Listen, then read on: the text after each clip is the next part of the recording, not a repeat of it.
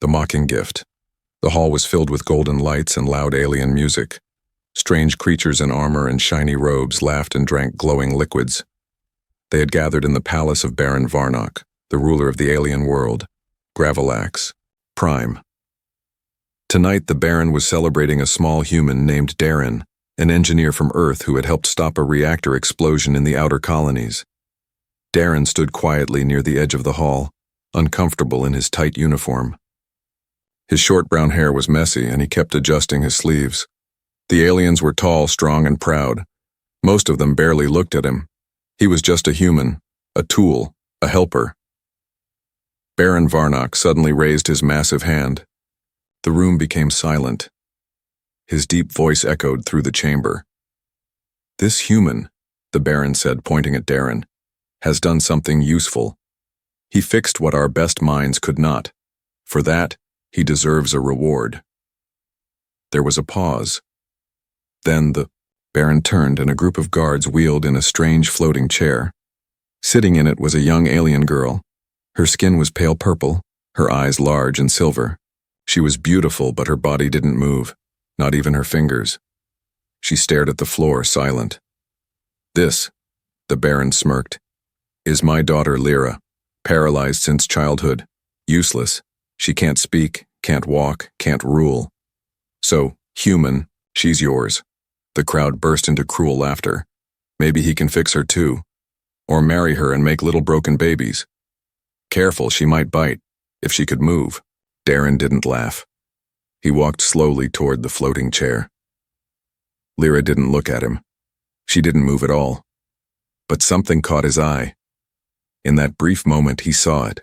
Her eyes weren't empty. They were sharp, awake, angry.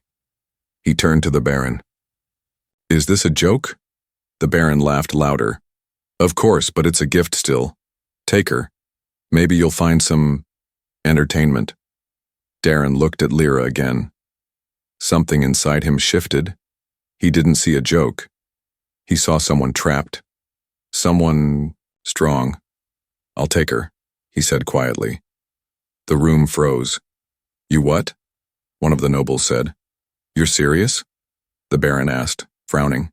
"I said I'll take her," Darren repeated louder now. "Not as a toy, not as a gift, as a person." Murmurs spread across the hall. "You dare talk like that to the Baron?" someone growled. "I'm not here to play politics," Darren said. "You all laugh, but I see more strength in her eyes than I've seen in half this room." The Baron's face tightened, but then he grinned. "Fine, take her. But don't bring her back when she fails to amuse you." Later that night, Darren sat in the quiet chamber the palace had given him. Lyra's floating chair rested in the corner. She still hadn't moved, but he didn't give up. "I don't know if you can hear me," he said gently, "but I'm Darren. I don't want anything from you. I'm not here to hurt you or laugh at you. If you want me to leave you alone, I will." Her eyes moved, just slightly. Darren leaned forward. "You heard that?" One blink. Slow, but real. He smiled. "I knew it. You're in there, aren't you?" No answer, just the same silver eyes watching him. He walked to his small bag and pulled out a glowing device, something he had been building for soldiers who lost limbs, a small finger scanner and muscle signal reader. "I'll leave this here," he said, placing it beside her hand. "If you ever want to try, just twitch, just a little. I'll be watching." He sat down on the couch, watching her from the corner of his eye. Minutes passed, then an hour. Suddenly, a beep. He looked, the scanner glowed, her finger had moved. A mind trapped in silence. The scanner glowed again. Darren didn't move. He didn't breathe. He waited, staring at the tiny light blinking on the device. One blink meant a muscle signal.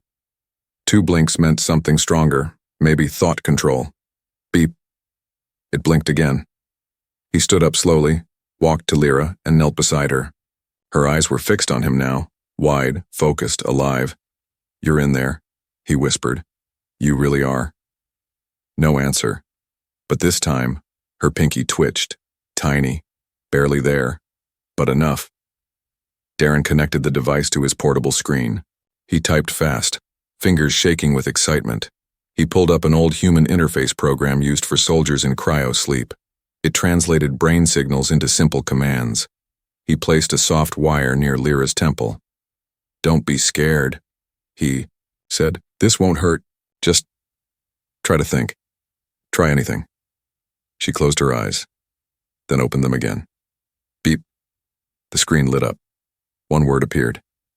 "Yes." Darren's heart slammed in his chest. "Yes," he said, voice tight.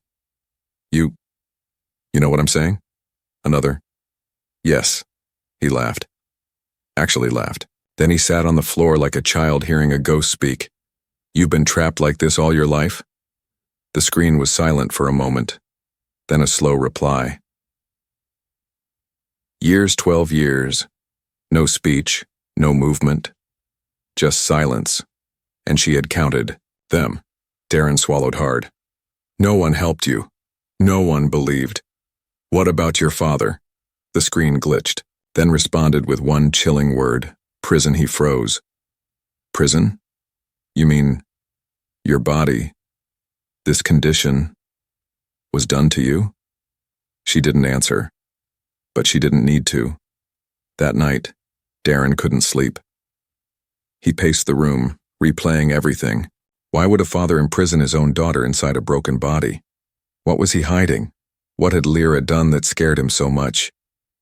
He looked at the files from the Baron's servers, military maps, weapon blueprints, and classified reports. He found nothing about Lyra. It was like she didn't exist.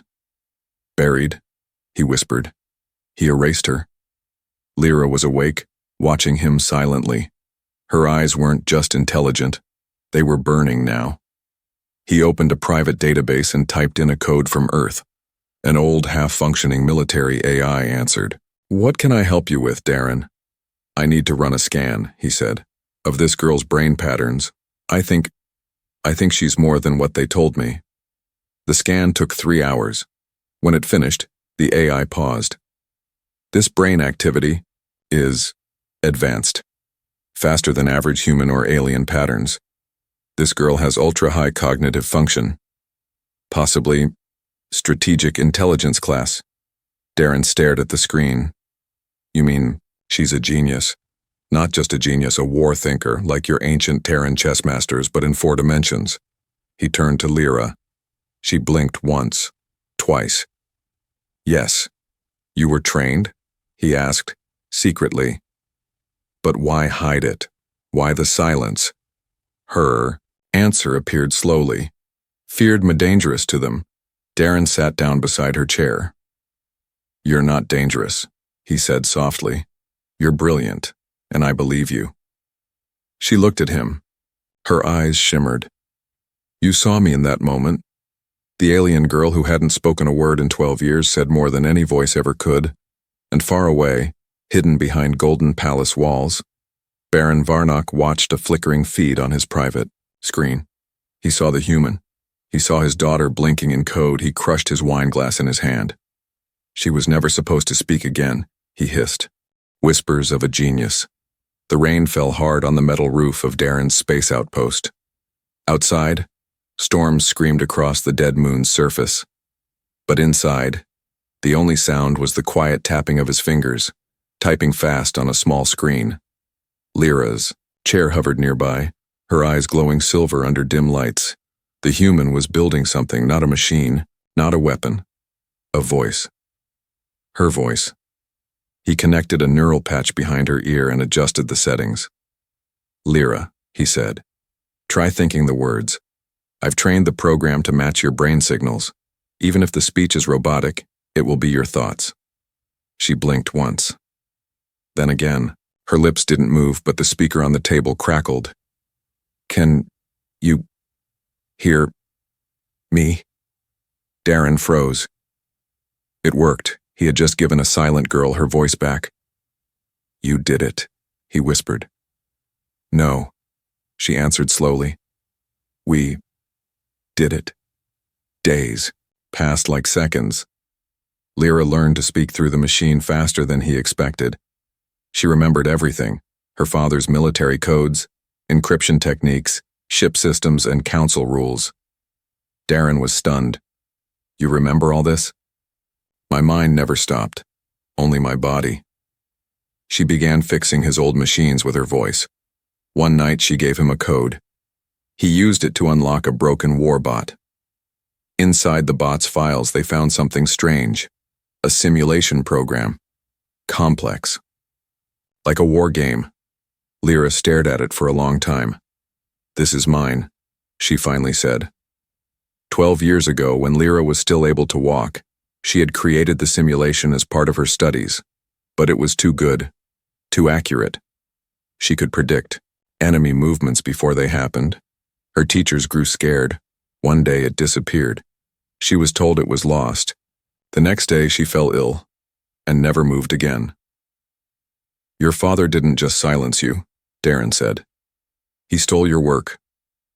Lyra didn't answer for a long time.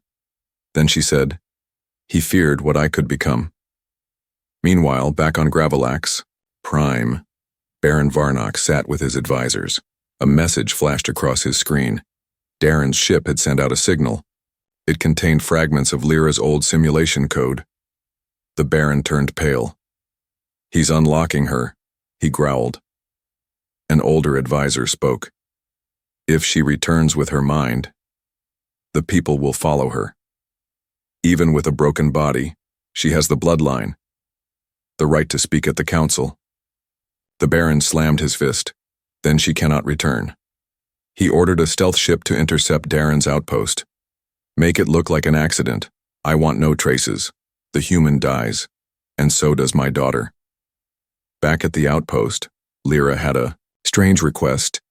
"Show me your Earth war maps," she said. Darren was confused. "Why?" "Because I want to learn how humans think."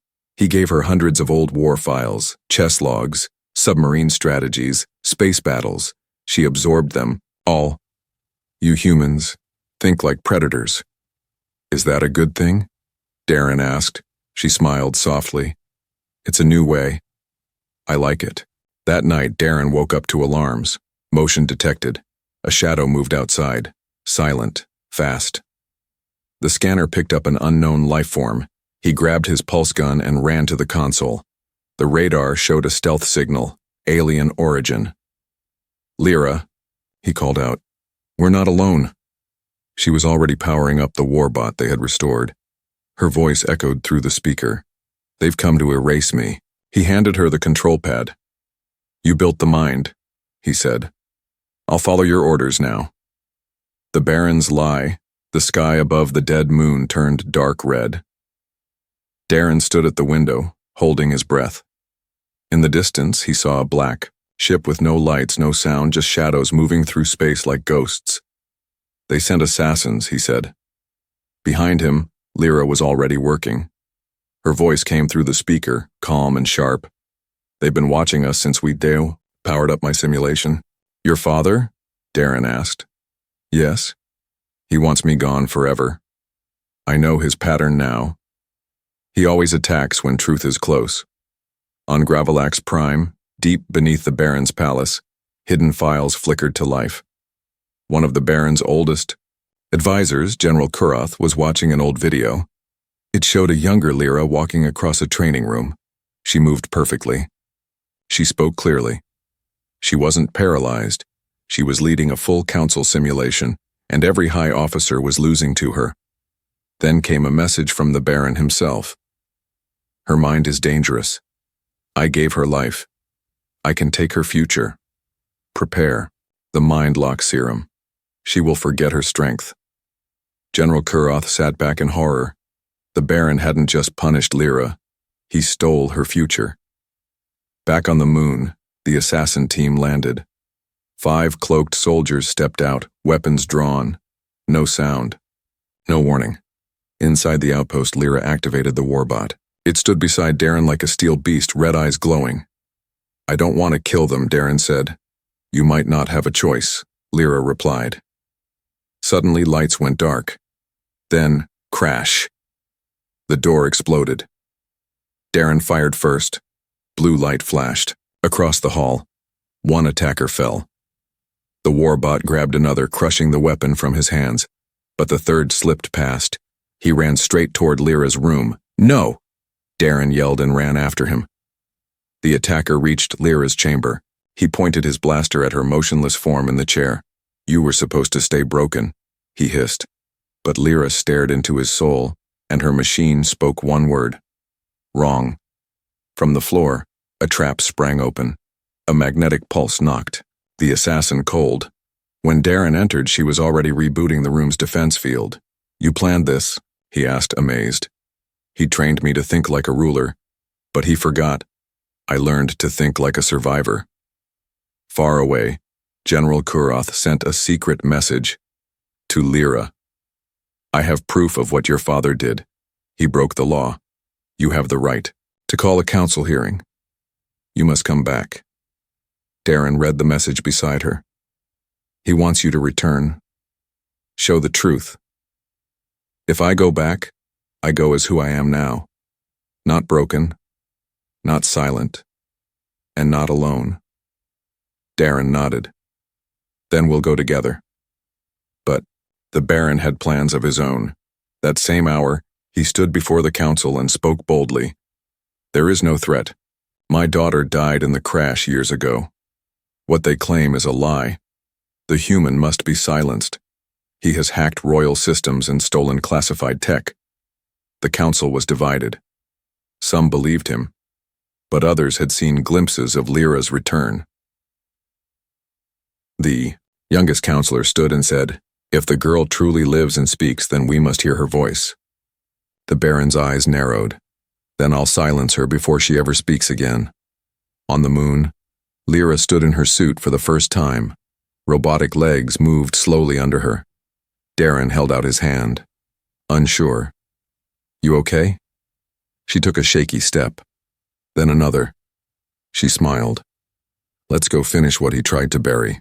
She stood for the first time in 12 years. Her feet touched the ground. Lyra stood slowly, her robotic legs clicking with every movement. Her body trembled, not from fear, but from the weight of freedom. Darren stood beside her, stunned. She was standing, and every machine in the room paused. Even the warbot turned its head like it was watching something holy. "You're walking," Darren whispered. Lyra smiled through the voice box. "I never forgot how." But they didn't have time to celebrate. They were heading to the capital, now Gravolax Prime. Not as fugitives, not as victims, but as witnesses. Lyra uploaded every file, every secret video, every stolen code to the ship's black box. It was enough to shatter her father's lies. But it wasn't just truth they were bringing. It was hope. As they flew toward the planet, hundreds of resistance groups secretly tuned into the broadcast Darren was transmitting. Alien youth, old soldiers, and even outcasts gathered around screens. They saw Lyra standing, they saw her voice clear and strong. "I was buried alive, but now I walk. And I remember everything." Inside the palace, the Baron panicked.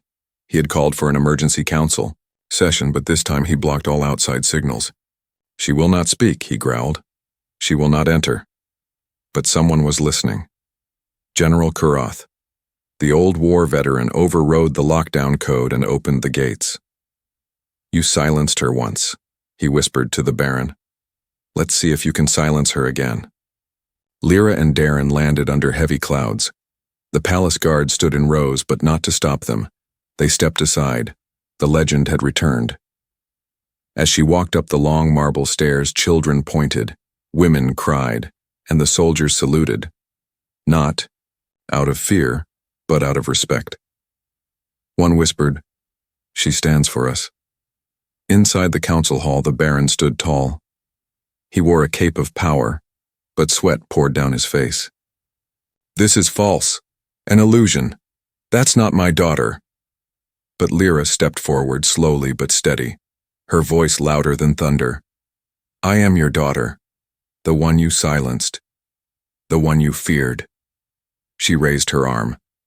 A hologram projected. Above her, the video of him ordering her mind locked. Gasps filled the room. The youngest counselor turned to the Baron. "Is this true?" He said nothing, but his silence was louder than any scream. Suddenly alarms blared. A red warning flashed across every screen. Warship inbound. Code: Baron Varnock.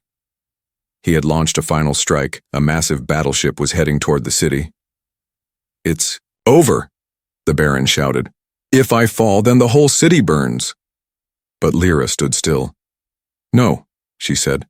"You forgot who I am." She turned to Darren. He nodded. "Let's show them what we built."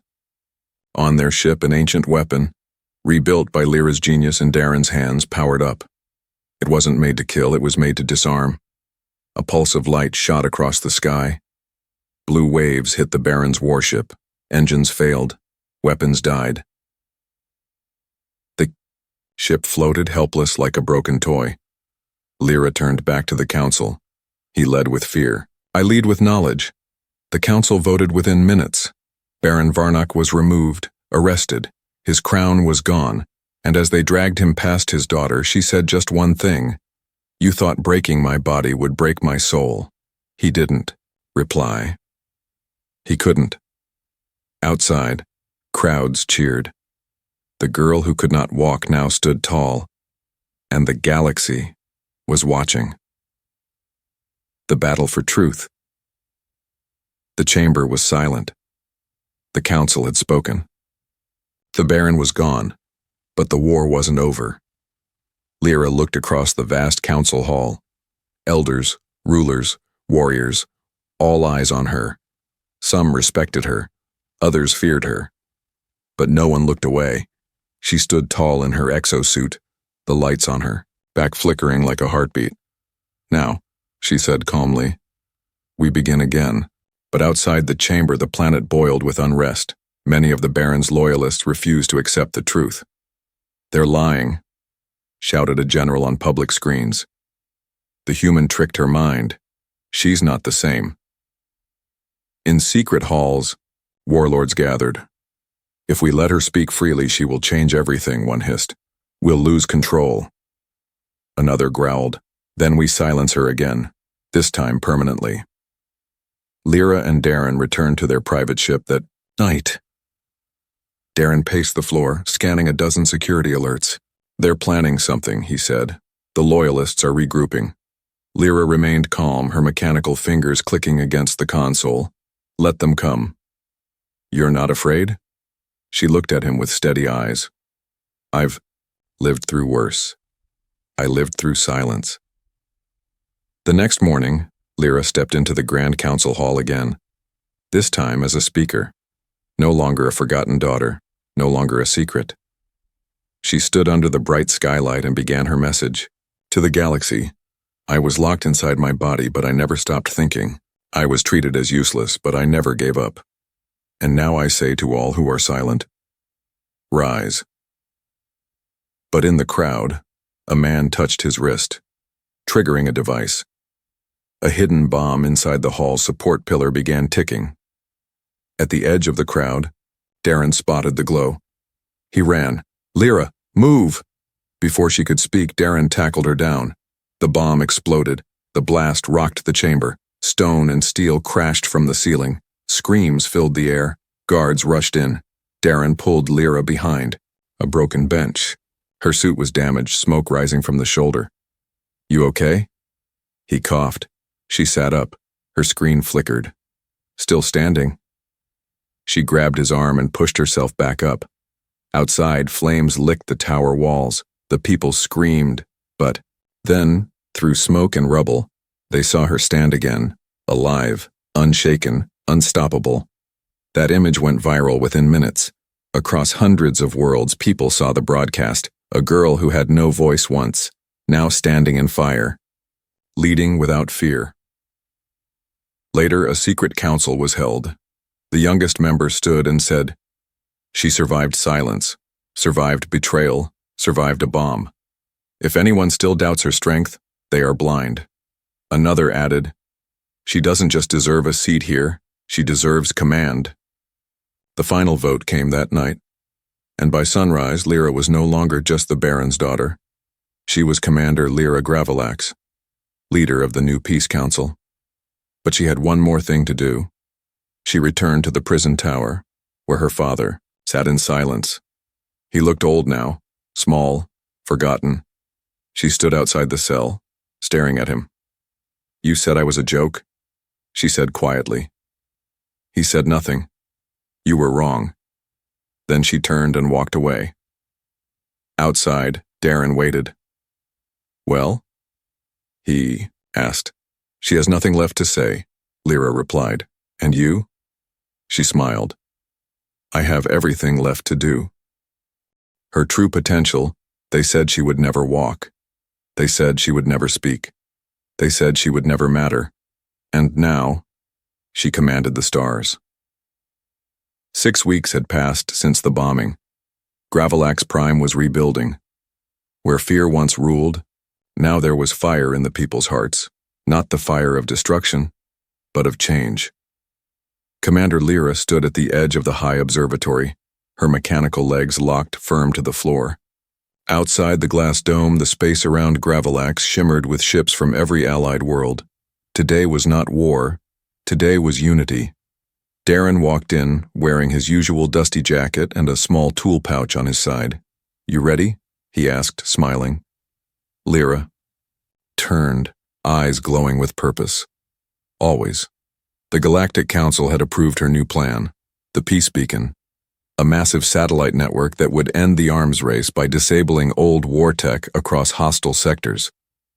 No more hidden missiles, no more surprise strikes. Instead of building bombs, she would build balance.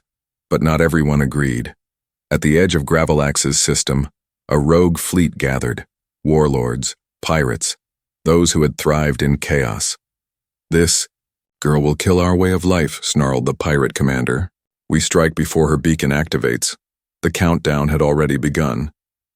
Hours to launch. Back at the command center, Lyra sat in her pilot's chair. She looked at the control screen, then at the faces of the young alien crew around her. They were all volunteers. None were soldiers. All believed in her. And in that moment, she saw it. The same fire she once held in silence. The fire no one saw. The fire he once tried to bury. The attack began just after midnight. Enemy ships broke through the perimeter and headed straight for the Peace Beacon. Shields down on Sector 3, an officer cried. "Missiles incoming!" But Lyra did not panic. She stood, even as sirens screamed, even as explosions shook the floor. She gave the order calmly. "Drop our engines. Let them get close." The crew gasped. "But Commander, they think we're afraid," she said. "Let them see what courage looks like up close." The enemy ships moved in, confident. They locked targets. They charged weapons.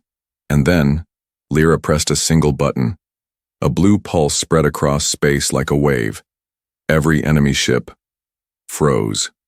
Weapons. Died engines failed. The pirates panicked. "What is this? What did she do?" Lyra stepped to the front window of the command ship. "I gave you silence," she said into the broadcast. "Now you can feel what I lived through." The Peace Beacon, activated. Across the galaxy, war zones went dark, weapons melted. Drones shut down. Bloodshed stopped. Some cried. Some knelt. Some simply looked up in silence. A girl once forgotten had changed the future. Back on Gravolax, a statue was built. Not of a warrior, not of a queen, but of a girl in a floating chair, her hand raised, her eyes fierce. Next to it, carved in stone, were just 5 words. She stood when no one did. Later, Lyra stood with Darren on a quiet hill overlooking the city. The stars above them shimmered like 1,000 memories. "You never gave up on me," she said softly. He shrugged. "You didn't give up on yourself?" She turned to him, smiling. "You saw my true potential before I did." And as the wind blew through the alien trees, and the stars whispered their ancient songs, the galaxy moved forward, guided by a voice once silenced. led by a mind once ignored, inspired by a girl who stood,